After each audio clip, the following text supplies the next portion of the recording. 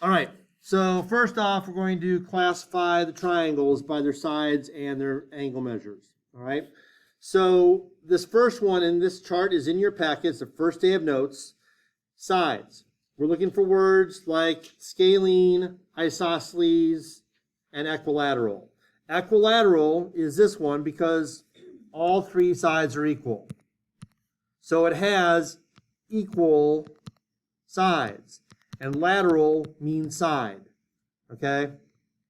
So if you think about football, lateral is when you toss the ball to the side. If you're talking about muscles, your lats, kind of the side. So equilateral literally means equal sides. Now, there's two things. We know that this is a 60-60-60 triangle. You might want to make note of that. But since it's 60-60-60, you could call this an acute triangle. And if you said this was acute, I would not mark it wrong because it is an acute triangle. All right? But being that we do know that it's also 60-60-60, it's also equiangular, which again translates to equal angles. So it has equal sides and equal angles. Right? Now 7, 9, 12, all three sides are different, so that's scalene. Right? Now we don't have a symbol here. It looks like it's a right angle, but it does not have that there, so we can't say it's right. But they all look like they are acute, so we're going to go with acute triangle. This last one is isosceles. That means two sides. These two sides are equal. And we'll come upon this later. We don't need this now, but just a reminder, because it never hurts to hear this stuff over and over. Isosceles triangles also have two equal base angles. All right? So this is a base angle, and this is a base angle. Not a bad idea to make note of this. Whoops. Which makes this one here the vertex angle. Okay? So isosceles triangles have two base angles that are equal, and the vertex angle, which is different. All right?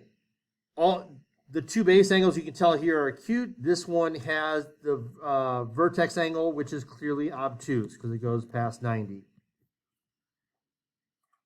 Again, your only other choice here would be a right triangle, which we do not have on there. Number 2 could be one, but it doesn't have the mark. All right, number 4. So right here, we have an exterior angle. The exterior angle is remember, the exterior angle has a supplement right there. Okay? Those two angles make 180. You could easily figure out what that is. It's 34 degrees. Now, that's not part of this problem exactly, but there's actually two ways to do this problem. All right? You could find out that that's 34, and then you could do 5y plus 3, 4y plus 8 plus 34 equals 180. All right? So I'm going to show that. I'm going to go on another page just for space. So 5y3, 4y8. Oopsie. 5y plus 3 plus 4y plus 8 plus, I think it was 36, 34. Now, this is the long way to do it. But some people are very concrete, and that makes sense to them, okay? They're like, hey, if I know this angle, can calculate this angle right here by simple subtraction, I know these three angles add up to 180, and I'm going to do that. And if that's what's comfortable for you, then do it. So that's going to be 9y.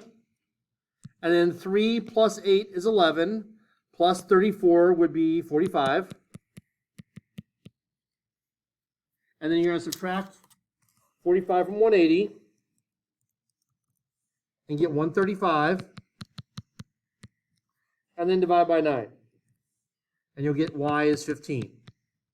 Now that's one way to do it. Again, it's a longer way to do it, but it is one way to do it.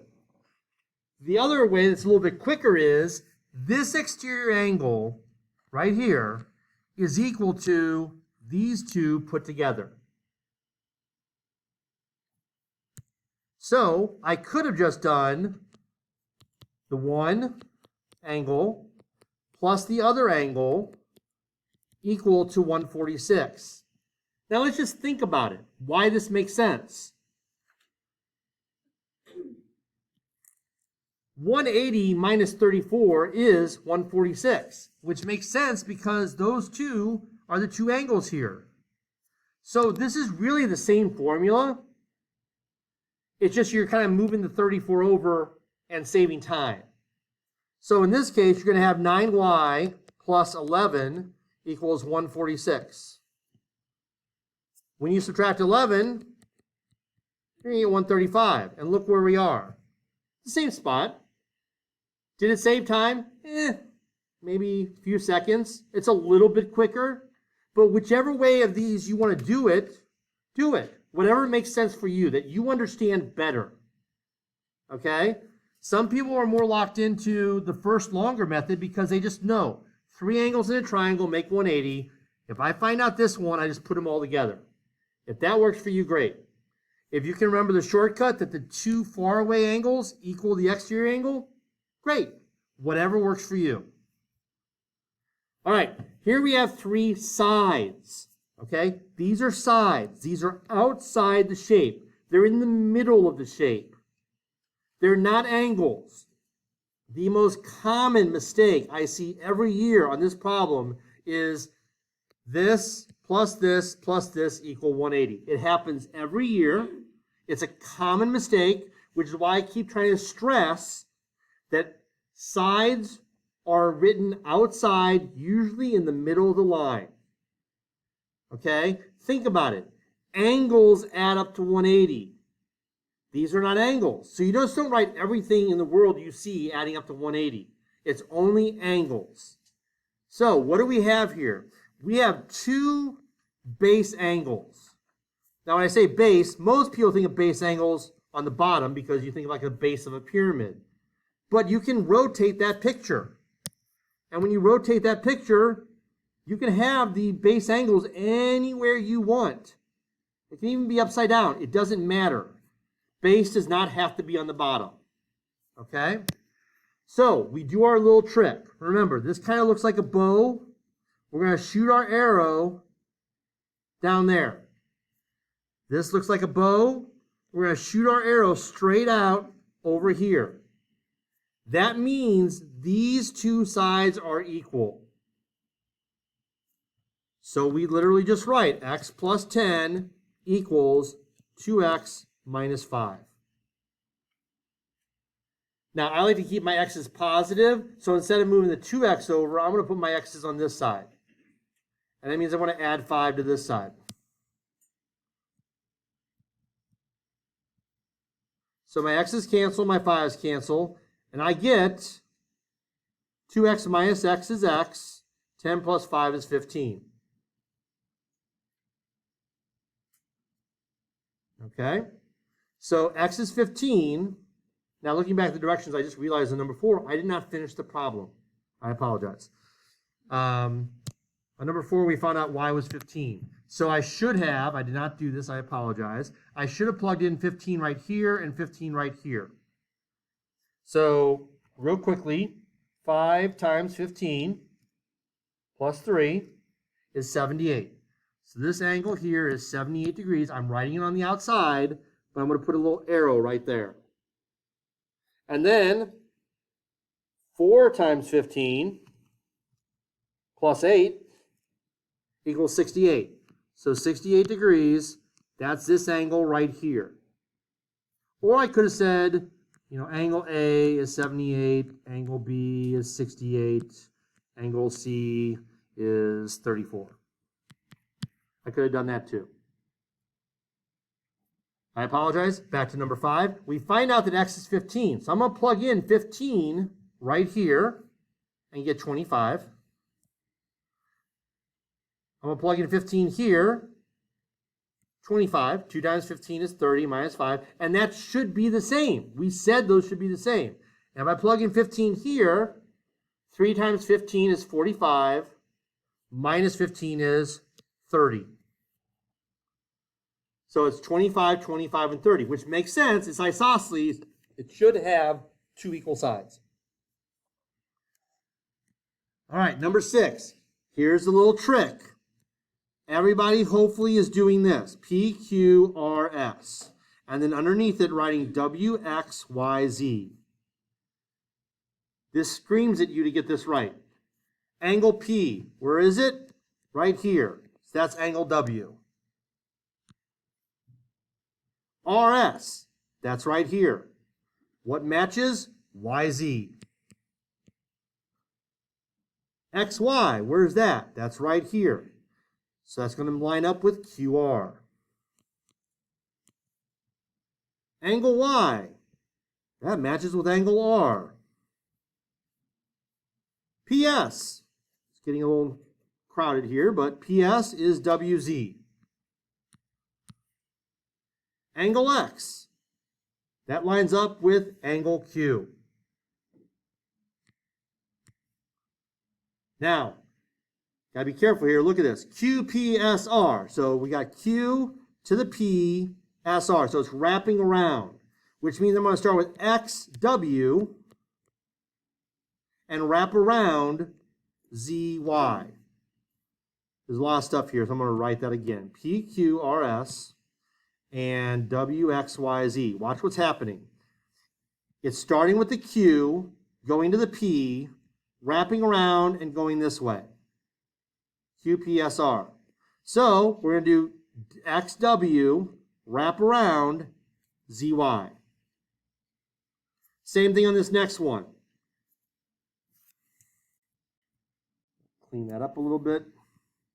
It says YXWZ. So it's going this way, wrapping around to the Z. So we're going to start at the R, which matches with the Y, and go RQP, and wrap around to the S.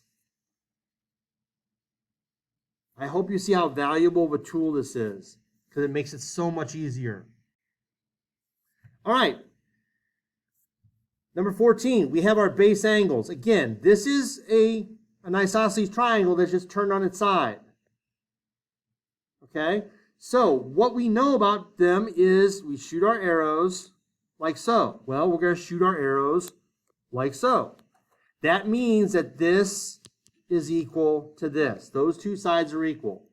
Nothing about 180. We're not going to do 8x plus 3 plus 6x plus 5 plus 2x equals 180, because those are not angles. We're going to say 8x plus 3 equals 6x plus 5. I'm going to subtract 6x and get 2x. I'm going to subtract 3 and get 2. When I divide, I get x equals 1. All right, it says find DE. So I'm going to plug in a 1 right there. 8 times 1 is 8, plus 3 is 11. Well, look if I plugged it in here. 6 times 1 is 6, plus 5 equals 11. That makes sense. And just for the heck of it, if they wanted us to find the other side, 2 times 1 is 2. So this is a 2, 11, 11. Number 15. One of the acute angles in a right triangle. So right off the bat, before I go any further, I'm going to just make a right triangle. It says one of the angles is 35. What's the measure of the other one? If you remember when we did this earlier in the unit, we had two methods of doing this.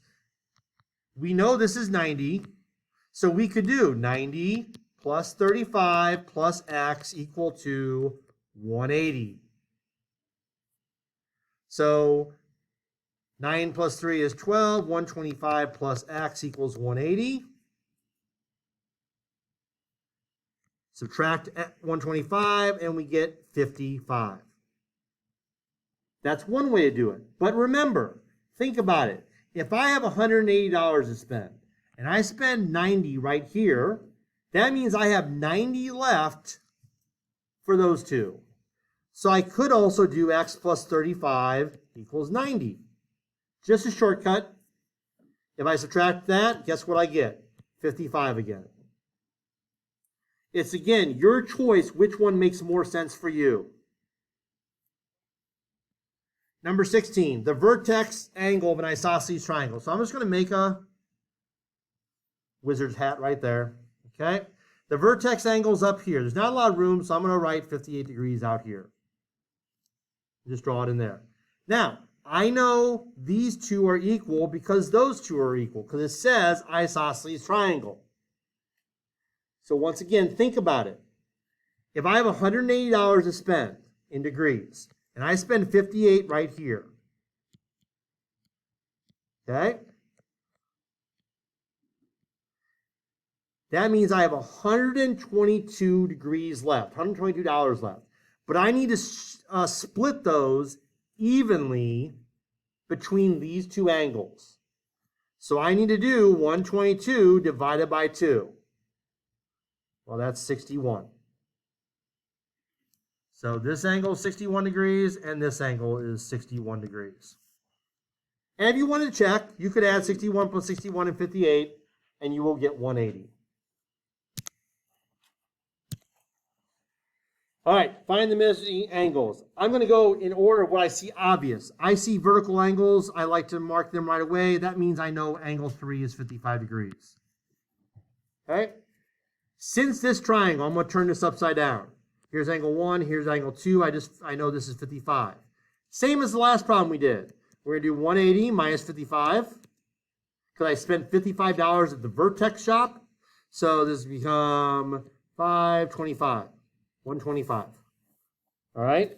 So 180 minus 55 gives me 125. I divide that by 2 because I have to split them evenly.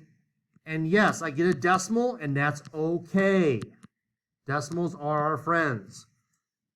It doesn't mean you did something wrong if you get a decimal for an answer. Okay, we can check our math again, but 180 minus 55 is 125. But I need to split that up among the two base angles, which gives me 62.5 each. If you want to check, you add those up, they will equal 180. Now, angle 4, that's easy because this is a line. They are supplementary. So 180 minus 105, 75 degrees. This is 55. Now, we have two choices. You can add these two up and subtract from 180, or the shortcut is angle 3 and angle 5 add together to this. So I can just do 105 minus 55 and get 50. That's the shortcut. If you don't like that, and you know angle 4 is 75, and you know angle 3 is 55, you can add those together and then subtract from 180. Either way, you get the same answer. One's just a little quicker. It's a shortcut. But again, if you're more comfortable just finding all three angles separately, do what works for you. All right, decide whether the triangles can be proven, okay, by any of the stuff we know. If they can, state which one we're using. Okay, so here we have a side that matches a side. Here we have an angle that matches an angle. And here we have a side that matches a side. So this one is yes by side, angle, side. 28. We have an angle. We have an angle. We have a side. We have a side. It's not marked, but we can always mark our favorite reflexive line. But that gives us ASS, which is not a rule. But wait. Since this is a 90-degree angle, we look for a hypotenuse and a leg. Again, we're going to shoot our arrow out of the right angle sign, and that points us to our happy hypotenuse. We have a hypotenuse here. We have a leg here. We're not going to call it a side. We're going to call it a leg. And so, yes, we have enough information because of hypotenuse leg. Over here, we have an angle, we have an angle, we have an angle, we have an angle, we have a side, we have a side. AAS, that's one of our rules. So we're good to go.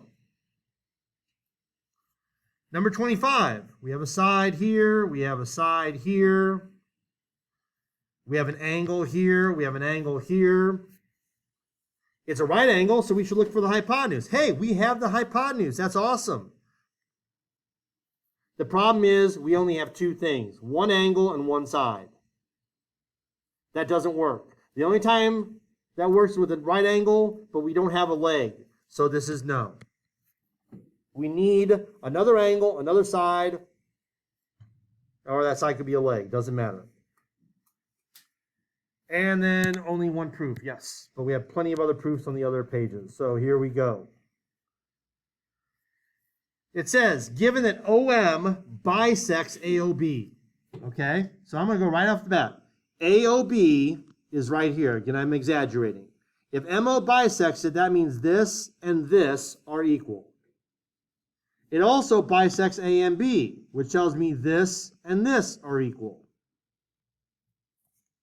All right? So I'm going to write that first. OM bisects, and I'm just going to say it's technically separate, but I'm just going to say AOB and AMB. Just get on one line. So given. So that gives us an A and an A, an A and an A. If only we had a side. Oh, we do.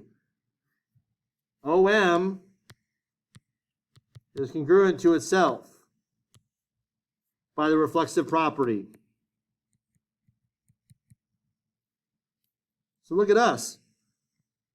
We already have triangle AMO congruent to triangle BMO by ASA. Now, let's say that right here, instead of saying instead of that, it said, prove angle A is equal to angle B. Once we got here, we could do that. You don't have to add this if you don't want to, but we could say angle A is congruent to angle B by CPCTC. Okay? We could even say something like MA is congruent to MB by CPCTC. It goes on and on. We could name anything on each of the triangles that match up and just say CPTC. Now remember, this is where our actual problem is, but I just want to remind you that we can name any congruent part, any matching part with CPCTC once we prove the triangle is congruent. All right, an addendum to this one, I did screw up and I went too fast. I forgot to do something right here. So I'm not going to erase everything, I'm just going to make the corrections. We technically should have said, after we knew about the bisectors, we should have said angle AOB is congruent to angle AOM,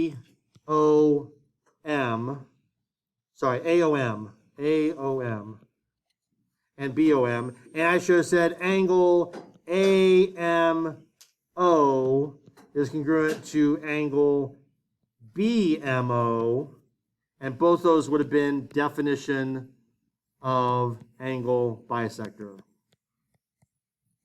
So that would have gone up here, then the triangles would be proven equal, and we're done.